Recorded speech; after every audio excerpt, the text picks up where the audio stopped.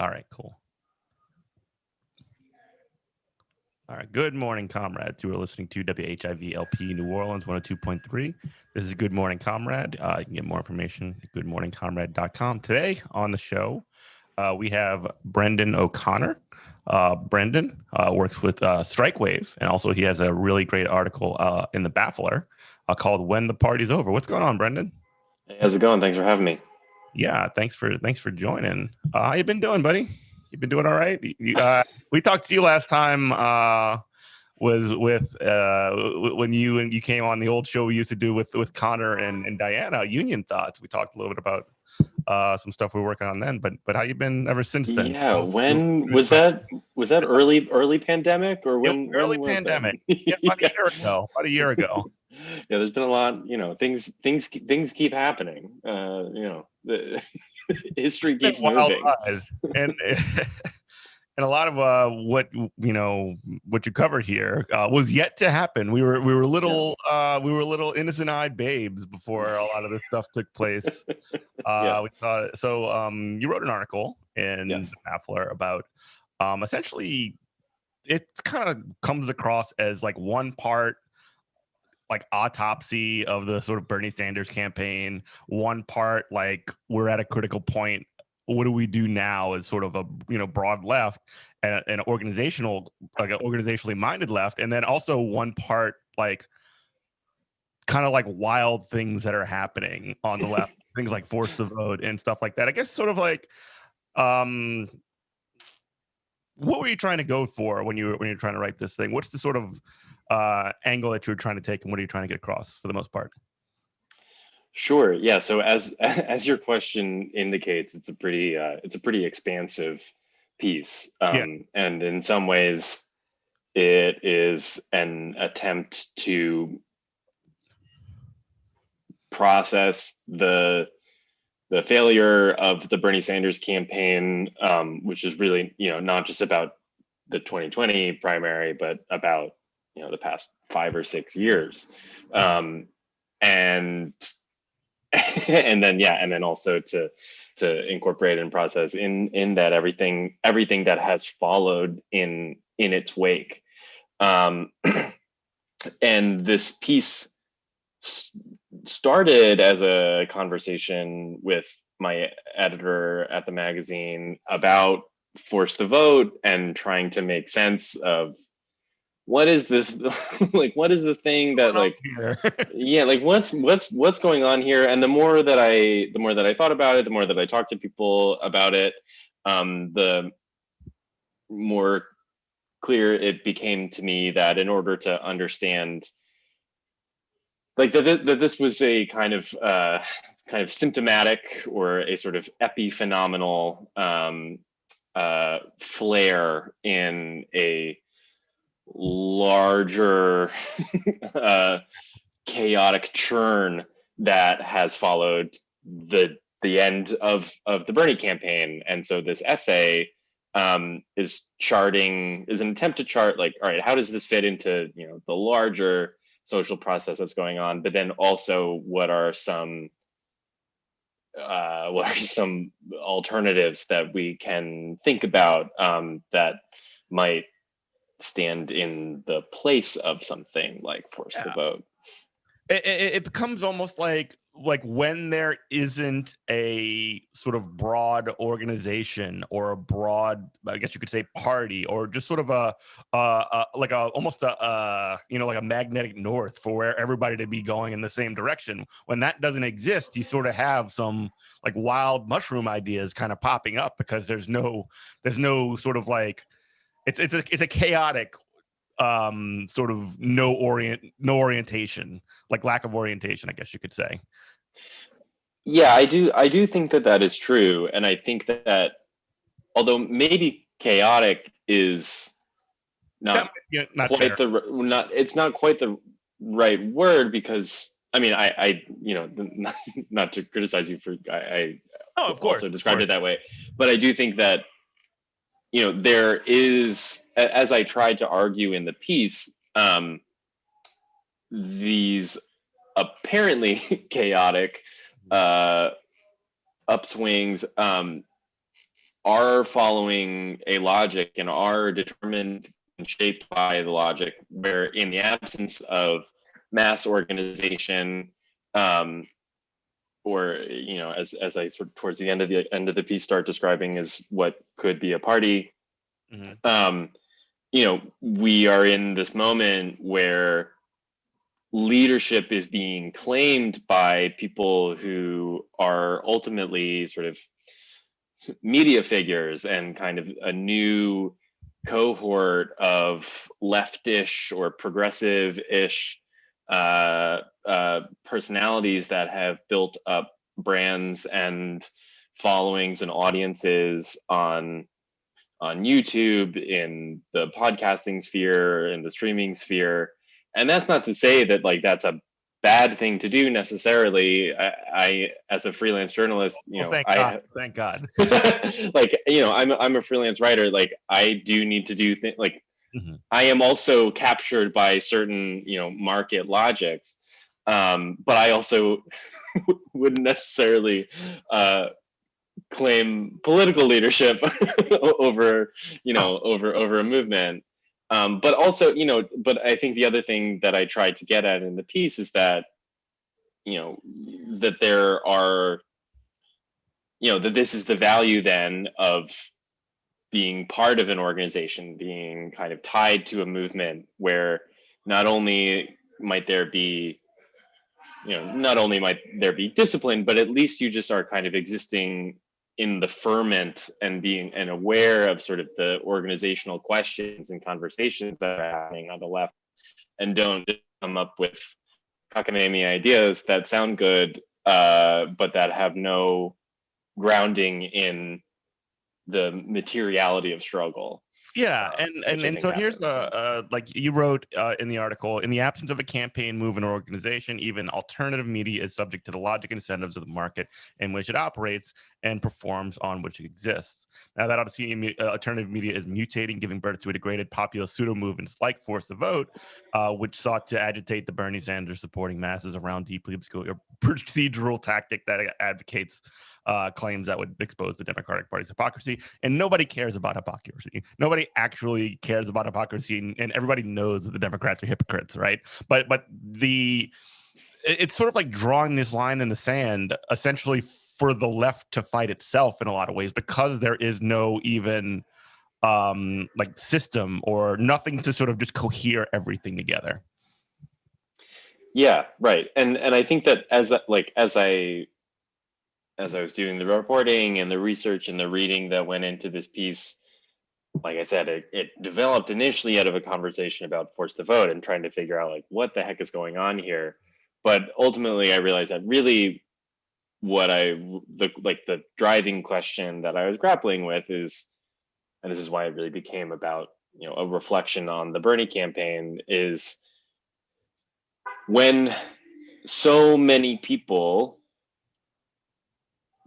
proclaim themselves either either share in the Bernie Sanders platform, or at the very least are sympathetic to it to some extent or the other, or think that he is a trustworthy politician and messenger. Why did that fail to translate into votes, into winning? Like what people, and like, to put it very simply, it seems to me that the lesson of the Sanders campaigns is that people want a better world and understand that the world that they live in is not great, and like that there are other worlds out there, but that they simply don't believe that it is possible, or Yeah, that it is possible to bring another world into being. yeah, the And sort of that cap. dis Oh, sorry. and just to say that like that disconnect is what I'm trying to explore. And I think that the that organization seems to me to be an important answer for reasons Yeah. I'm sure we'll get into. Yeah, sure. So, I guess as you bring that up, that sort of like the thought or the idea of sort of like there is no alternative. The sort of like I love the book Capitalist Realism because I think it really Mhm. drives home that point, specifically about how there are so many parts of the way that the world sort of like orients itself to basically just make it so that every conclusion is things are the way that they are because of the way that they are, and that's the only way it can ever possibly be. There is no Yeah. alternative, right?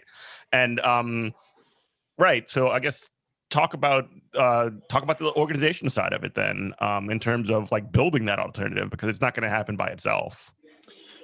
That's exactly right. It's not going to have it by itself. And I think critically, what we have seen over the past, I guess, like 50 years of the American left, but even more emphatically since the neoliberal turn and the rise and the fall, excuse me, of the Soviet Union, is that it's not, that one might identify this disjuncture and say, okay, like we need to intervene in this problem. We need an organization that like people need to come together under the banner of a new political party, because they might say correctly that both Democrats and Republicans are parties that serve the ruling class. They are controlled by capital. This is all correct. Yeah. There's no there like I'm not contesting that, but it is demonstrably insufficient to simply say, and so here's the third party. Yeah. Like, Well, and now we're gonna do it. We're and gonna that's do it right. right. Well, yeah, exactly. And that's been tried, right? That was tried with, I mean, you could say it's been tried with the Green Party, whatever the hell, but like also the Labor Party. And you go The into Labor that Party, too. yeah, the Labor Party, Working Families Party in New York and in the Northeast. There are, there and however many the countless sort of leftist sects that declare themselves, the Revolutionary Workers Party of such and such, and have 25 people. Like, we all know that is not getting any. That's not doing anything. Mhm. So, but one way that I kind of wanted to back into this, because that argument has been had time and time again, is to sort of kind of rethink what is the function and the purpose of a party, and what can a party do, what ought a party to do beyond. Hello, cat. God. Sorry. No, don't apologize for that. It's adorable. Beyond, this is a foster cat that I've taken in, and he has a lot of energy. Um, my resident cat is like exhausted. Doesn't know what to do with it. So the question is, the focus on the ballot line seems to me to be a very narrow understanding of what organization and what a party can do for people. Mhm. And because it's not the ballot line that helps people see that they can participate in the shaping of a new world. It's not casting a vote for another party that that suddenly declares itself to exist and to represent them. Mhm. That there has to be, that there has to be a life that they participate in, and that makes them feel their own power, and Mhm. to experience solidarity, and not just be told that like solidarity is good.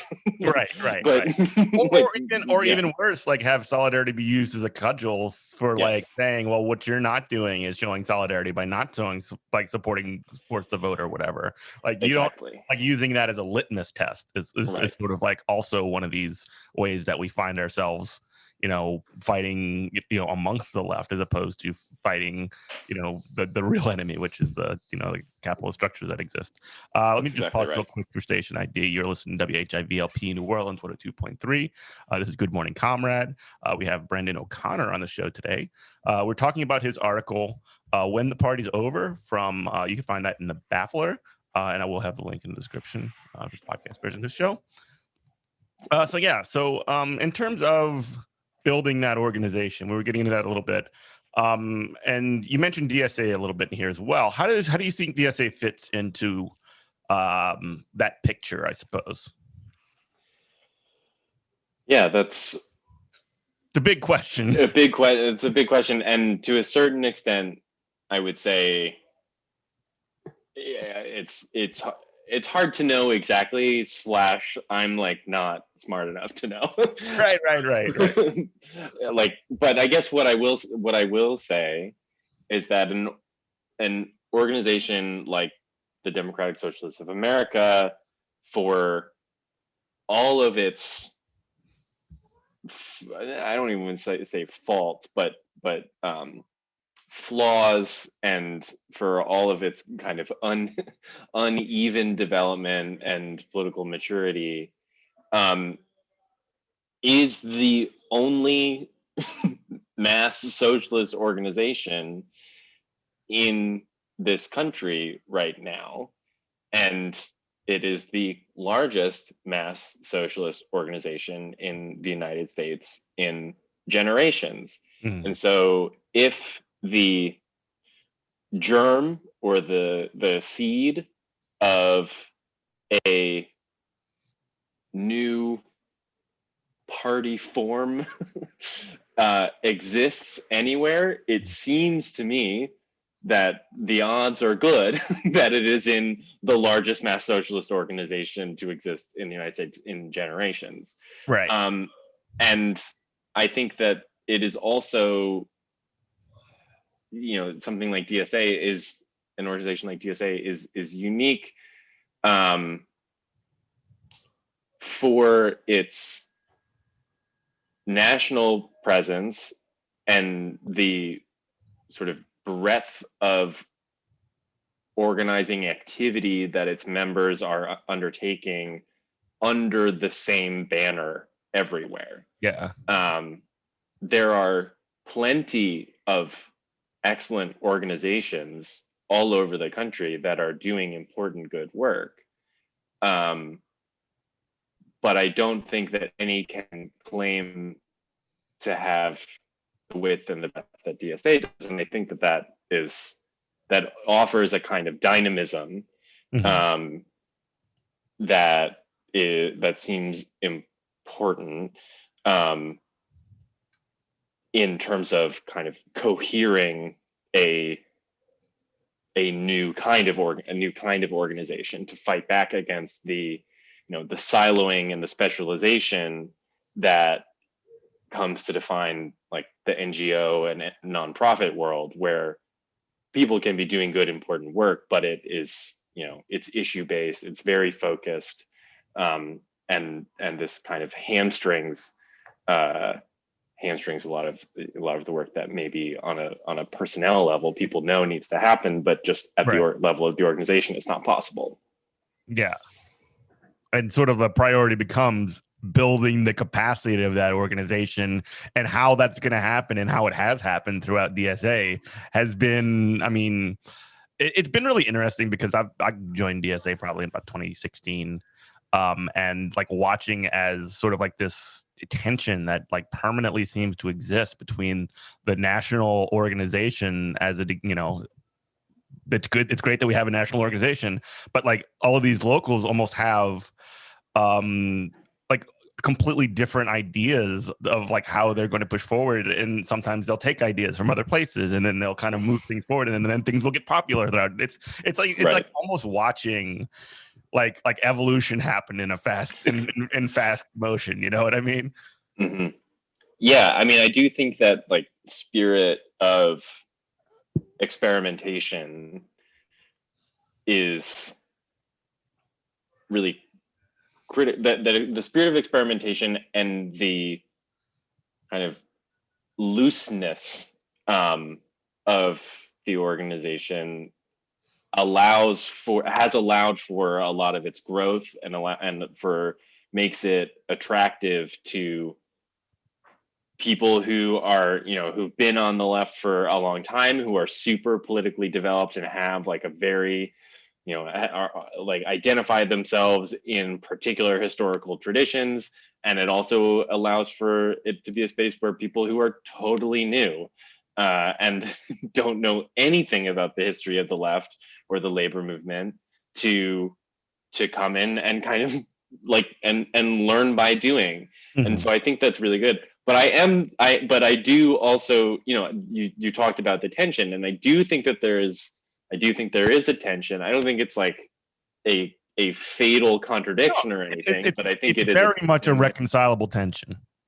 Yeah, that this is a national organization, and that if we are to rise to the occasion, this also is going to the occasion is going to call for discipline. Right. The occasion is going to call for, in some respects, a unity of purpose and a kind of singleness of purpose, to be able to pull in the same direction, and not be at each other's throats about it. And Bernie, like, kind of offered that almost by default. Mm-hmm. And I think it's going to be very hard to. Bernie kind of offered that sort of by default, and sort of as like an external, almost a sort of deus ex machina like figure. Like, it's not as though Bernie is a DSA member who was like, oh, I'm running for president, and like we ran Bernie for president. Like, right. This is not what happened. I guess he was like he was kind of blazing the trail, and there was a lot of following happening. Yeah, and I think that all of this is not a consequence of Bernie running, but it is hard. It's hard to see. It's hard to see much of what has happened over the past 6 years happening had Bernie not run. But it's also, these are not consequences, I think, that Bernie himself foresaw. No. I remember in 2016, I guess it was 2015, when he announced that he was going to be running for president. It was like on his lunch break. Yeah. I remember that night where he won Michigan, and like they said that they had to go and like wake him up and say, "Hey, dude, you just won Michigan." Like, it was like a very, very much an underdog campaign from the beginning. Yeah. So like a lot of this stuff did just kind of, the tour just started, and he just kind of got pushed along. And right. But so all of that is to say that I think as it becomes even more important as an organization to find the things that give us kind of singleness of purpose, or at least a level of organizational unity, it is also going to become increasingly difficult to find those, like to find that thing. And that's that's an obstacle to overcome. I don't think it's insurmountable. And I also think that I would have been much less optimistic about overcoming that obstacle a few years ago. Like, I think that the organization has matured politically, and we're able to have those kinds of difficult conversations, in fits and starts, and there's always going to be steps forward and steps back. But so that, but also I think it's important to be able to balance and to like allow for the the looseness and the experimentation, because I think that that's just kind of the way that there's no. It seems to me that it would be silly to throw away the thing that led to the explosive growth of this organization in the first Yeah. place. Yeah, and I'm reminded of the break light clinics. That one of my friends was like Mhm. one of the people that sort of pushed the idea in New Orleans, and they held the first ones here.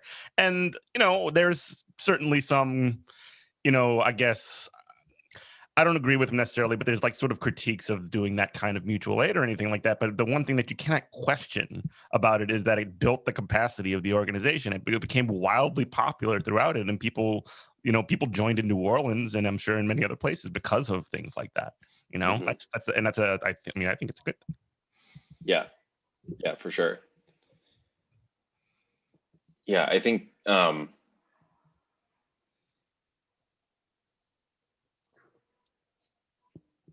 yeah, I mean this is a really big country. Yeah. And like things are very different in different, like the conditions in different places vary wildly. Mhm. And so to a certain extent, I think part of like our political maturity is going to be having, on the one hand, having clear strategies and clear kind of goals and ideas about what it is that we want to accomplish as an organization. But maturity also means like trusting members in particular locations to be able to figure out like what is called for and what is necessary, um, where they are, in order to get to a place where they can fight Mhm. for the bigger thing. Mhm. It's like union organizing. Like you don't your first conversation is not your first conversation is not about going on strike. Your first conversation is not even about hey, we should have a union. Like Mhm. your first conversation is about like what's going on with you. Mhm. How are you doing? Yeah. Like this, you like, which doesn't mean that that you're not, just doesn't mean that you don't want a union. It just means that like these things take time. Yeah. Um, and so I that's kind of always try to come back to that. Yeah, meeting people where they're at is really important, and like expecting people to be where you want them to be, and sort of bemoaning the fact that they're not is just nothing could be more useless than that. Yeah. You are listening to WHIVLP New Orleans 102.3. This is Good Morning Comrade. We have Brendan O'Connor on the show. We're talking a little bit about his article and just sort of a little bit more generally, I guess, about sort of the status of organizations like DSA, the impacts of the Bernie Sanders campaign in 2020. I do sort of think like as these kind of things push forward, I know that Bree Joy Gray, who is one of the people who was a big pusher of Force the Vote, um, she's still a DSA member, if I believe, to this at this point right now, which I think is much to her credit. But I guess the point, like people like that are involved in the organization, um, how do you see, you know, those kinds of things gelling going forward? I guess with this movement and these people with this sort of diverse sets of incentives to sort of maintain they have to be responsive to what gets them an audience, one, but they also obviously want to be a part of an organization. It seems like to me too. I'll take that in good faith. And sort of like, I'm not like asking you for the capital V answer, but sort of just kind of like, noodle on that a little bit. I think that it is a testament to the Mhm. cultural influence of DSA Mhm. that even people who are perhaps not actually politically aligned with the Mhm. organization feel it necessary to loudly declare that they are in fact members of the organization. Right. I will say, I don't necessarily like, and this is something that happens with people in the media. This is something that happens in sort of like liberal nonprofit world. This is something that happens with like,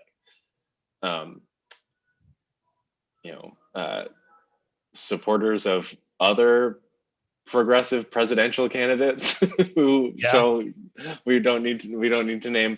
This is like, because I don't want to make it about anybody in particular, but just to say that like, just to say that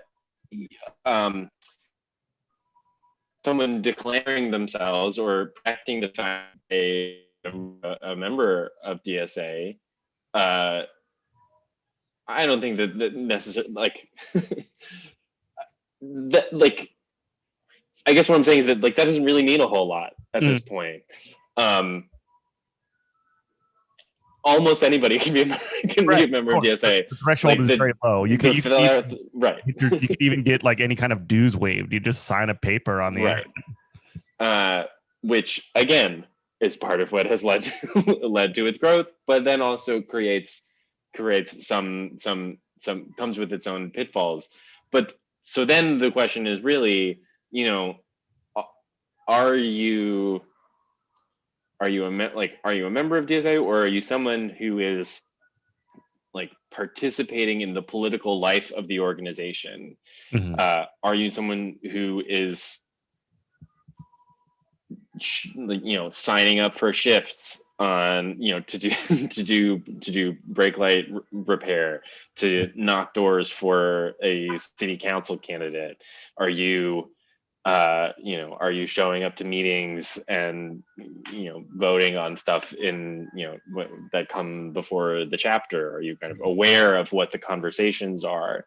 And it's pretty clear who is and who isn't.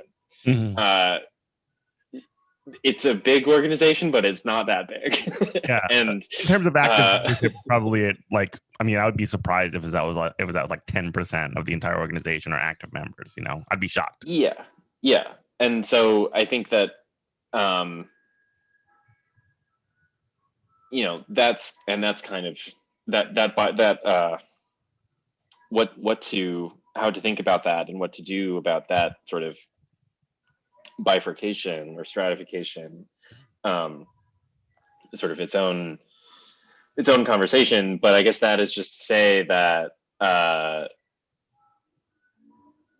being a member doesn't necessarily mean that you are like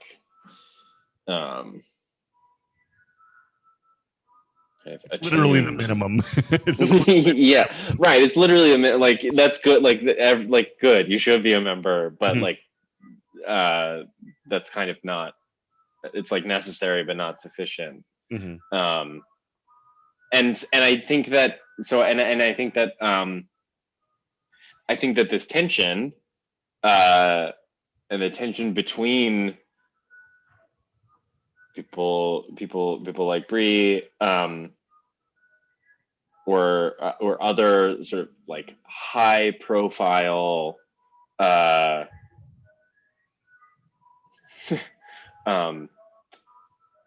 thinkers and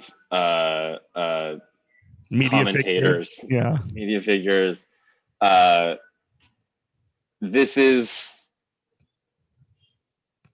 I guess this is like a good problem to have, right?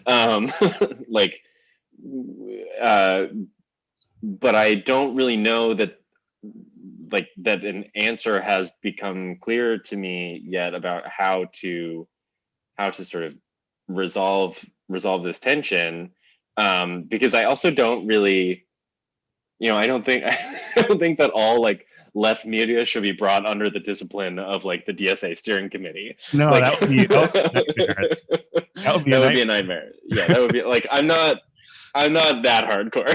Like, I'm not willing to go that far. Mostly because I don't want that. Yeah, exactly. Same here. But yeah, so DSA trial on that though. That would be hilarious. but I think that there are, there are also sort of bigger like structural like industry problems that we're grappling with, where that like the media industry is sort of disintegrating in front of Yeah. our eyes, and there's this proliferation of of individuated media producers Mhm. who are becoming their own channels and their Mm. own trying to capture some slice of the platform that they're on for themselves. And this also means that these are people, as a freelancer, I feel this every day. Like I am removed from the collectivity of a newsroom. I am Mhm. removed from the collectivity of a like collaborative endeavor that happens, when people are working together to make something. Mhm. um, I am a member of the National Writers Union, but that's a union of freelancers. Like we're doing important work, but like it's not the same thing. Yeah. Like, and we don't have the same organizing tools available to us that people who share a workplace do. And that in itself, I think, creates the opportunities to do the sort of shop floor organizing that changes the way that people think about the world, Mhm. which then changes the kind of work that they do. Right. And if you are not in that position, you're not going to have that experience, not through any fault of your own, No, of course but not. just because it's just not available to you. Um, and I think that is a big problem. Yeah. But I don't know what to do about it. Yeah. Well, yeah.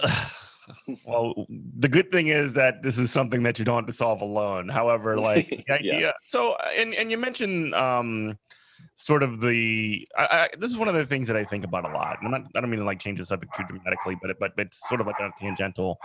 The way that DSA, the way that DSA sort Right. of nationally at least engages with the unions and the labor movement more broadly kind of doesn't really exist in anything other than like a campaign by campaign strategy, which right now, by the way, the ProAct campaign, which I'm a big fan of, that's going on right now. Definitely sign up for bone banking if you can, folks, if you're listening. But I guess it doesn't seem that it is particularly developed. It's differently developed, I suppose, based on where things are locally. But as Mhm. far as like a broader sort of at least general orientation, like it's just we're pro unions and that's kind of Yeah. it. Yes, I do agree that that is something of a tangent, but I also agree that with your assessment, and I think that this is a big problem. I don't know how in the weeds we want to get about like convention proposals Mhm. and stuff in DSA, but I think that I think I've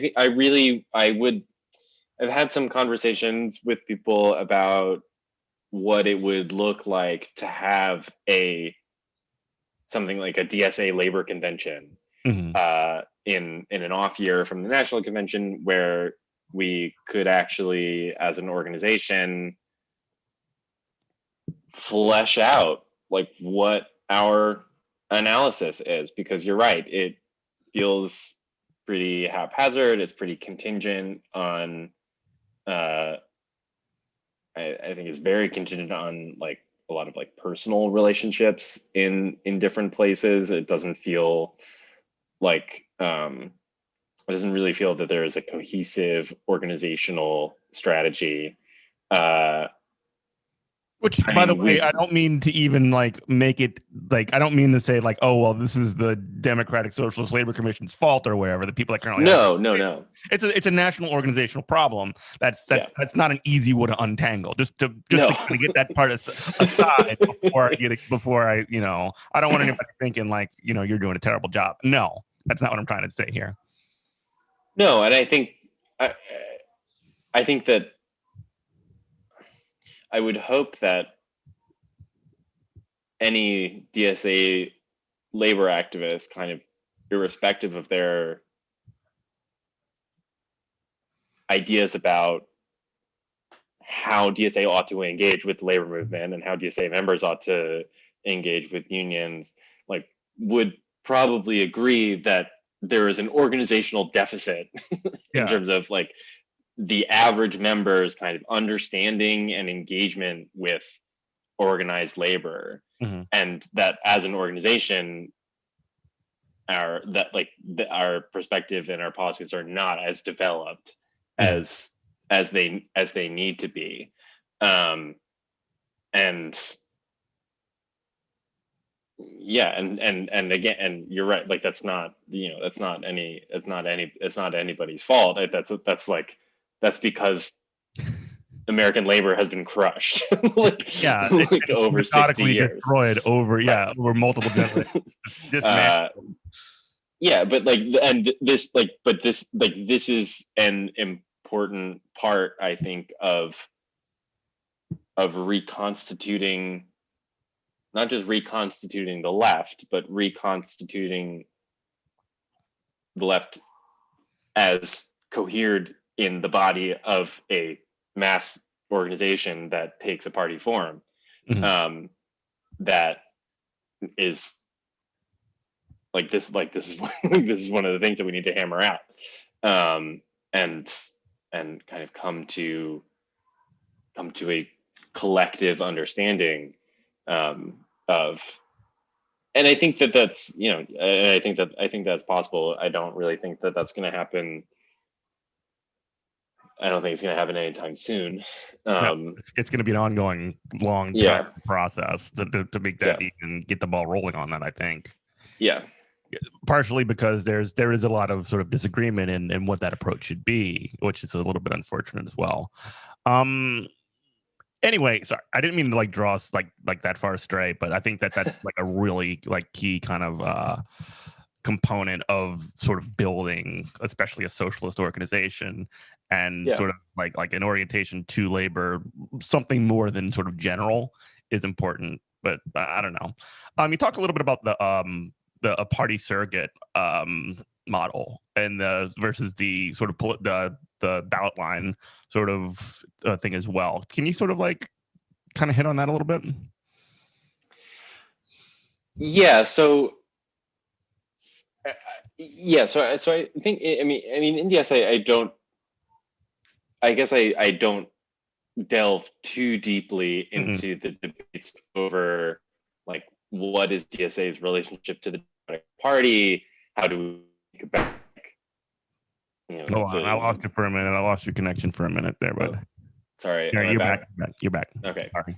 so just saying, in the piece I don't delve too deeply into the ongoing debates over DSA's relationship to the Democratic Party, Mhm. the clean break versus the dirty break, um, because what I am more interested in is what an organization like DSA and a what historically left parties Mhm.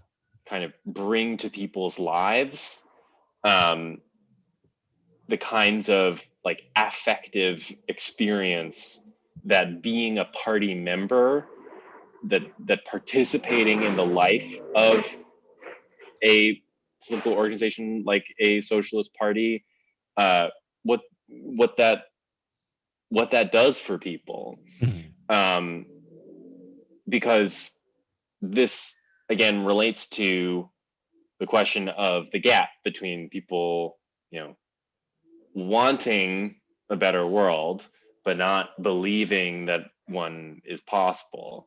And I think that part of the answer to why that gap exists lies in um, it lies in the absence of social organizations that can bring people into the experience of solidarity. And that what a party really ought to be is a place that is like continuously producing opportunities for people to experience solidarity and to either extend solidarity to others or have solidarity extended to them.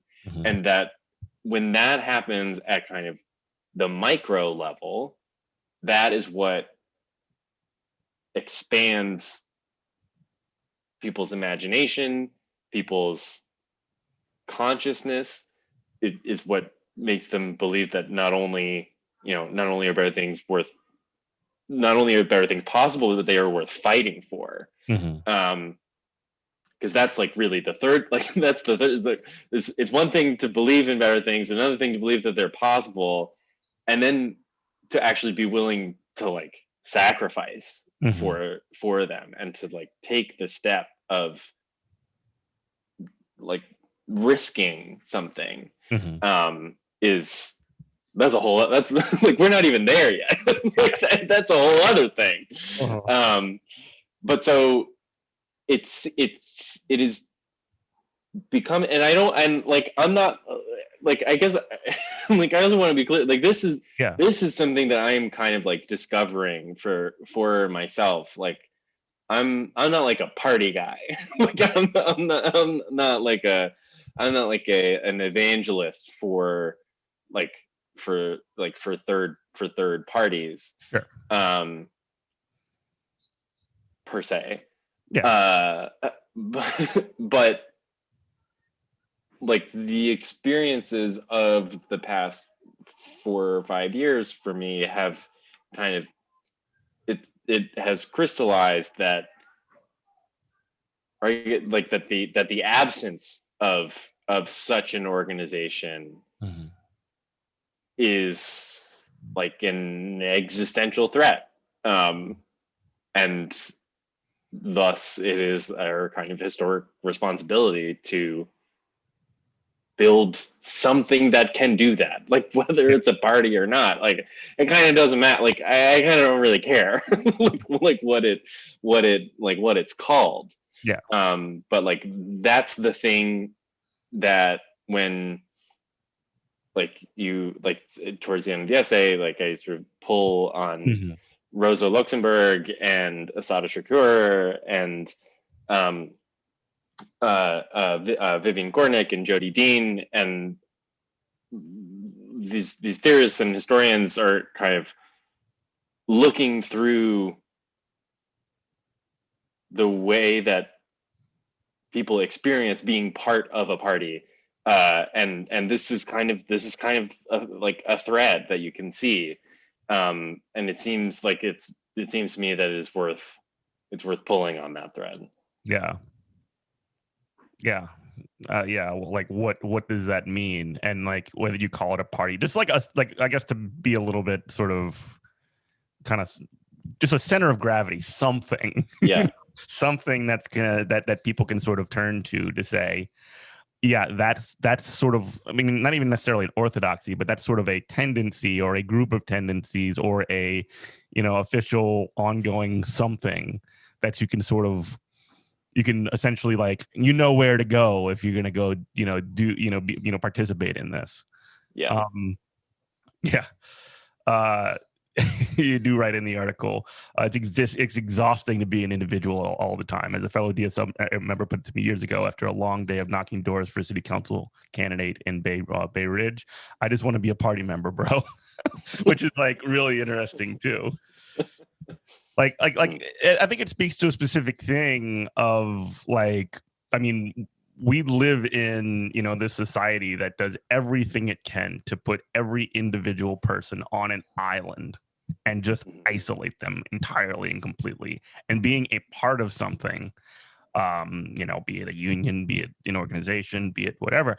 Like, I think that's where the kind of question of party has has some sort of value, I think. I'm not necessarily like, I'm a little bit agnostic on the party question itself, as far as like, it's not like the panacea or whatever, but the sort of like having that be a part of the formula is, I think it kind of has to be there, in some form or another. Yeah. It's very true that we do live in a society. Yeah. And and that's where the trouble starts. But no, yeah, I mean, I think, yeah, I mean, obviously, I think you're right, and I think that there are very few occasions in this very troubled country where one can feel oneself to be a part of something bigger. There are it's not to say that like community doesn't exist. I mean, there are many forms of community. But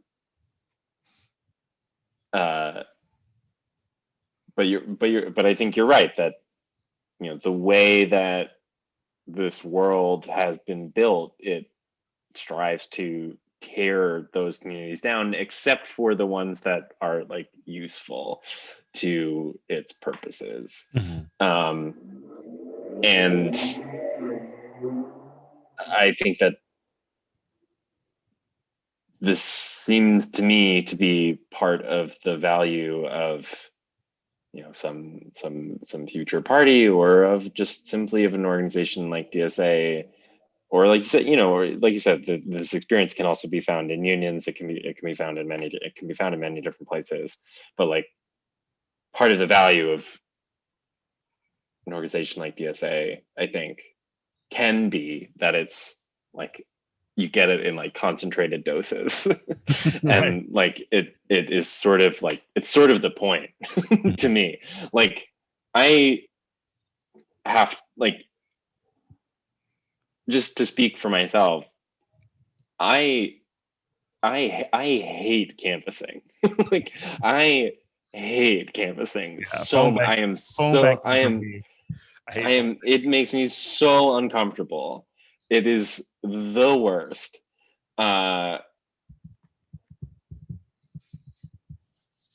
I am able to do it because I just remind myself that it's not about me.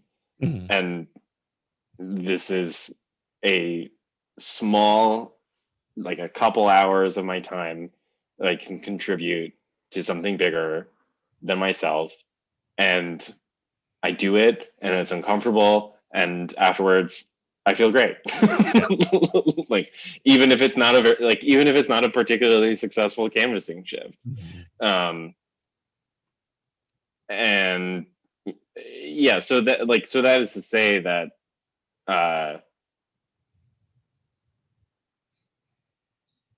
thinking about this stuff is, I mean, it is useful for me, like, to kind of keep myself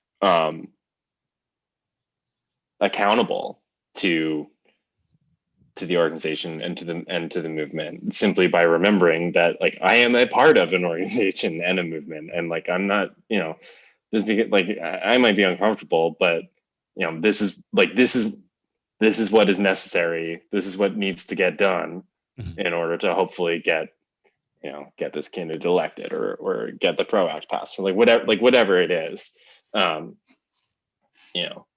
Just make some small contribution. Yeah. And yeah, the thing that I like about it as well is that, you know, I would almost never go canvassing by myself, but the fact that you get to go with other people and you get to sort of check in and have Yeah. some little kind of community to do it, like the like the reason that the line like being an individual all the time is exhausting is because like it really like I don't know, nothing is. I think a lot like about the anti-life equation in DC Comics, which is like this idea is it's like loneliness plus like, you know, misery Mhm. plus, you know, all this other stuff. I can't remember it from but sort of like that's one of the key things for me is like the loneliness, the by yourself, the Mhm. isolation of it all. So I don't know. That's Yeah. kind of where I'm at now. We're running up on our time. I do want to give you a minute to talk about your book that you have out as well, really quick. I know you Sure. released. You know, talk about your book. It's called All American Nativism. No, that I'm is sorry, that's my friend Dan Denver's book. Blood Red Lines: How Nativism Got the Right. I'm sorry, I get my book mixed up. No, All American Nativism, also a great book, covers similar ground, but This is also yeah. completely different. Oh, no, yeah. No, My definitely bad. by both. Well, uh, by the way, Dan, you're welcome for the plug, buddy. yes, great. We love Dan Dan's great. Denver. But my book, my book, is called Blood Red Lines: How Nativism Fuels the Right. It came out from Haymarket in January, Mhm. and it is in large part an exploration of kind of the other side of the balance of forces. It is exploration of the relationship between capitalism and anti-immigrant politics and the far right, and the rise of kind of new forms of um, of nativist organizing, and uh, sort of looking to the future of the not necessarily of like the Trump movement, but of the forces that gave rise to a figure like Trump, and where they might be going um, after him. Yeah. Well, yeah, definitely. And you can get that book. You could get information about that book at the Haymarket. Yeah. Thank you so much, Brendan, for joining us on Good Morning Comrade. I really appreciate talking with you. It was a really great conversation, and everybody should For sure. check out the article in the Baffler when the party's over. Brendan, thank you so much, buddy. Thank you This has so been, much. of course, this has been Good Morning Comrade. This is W.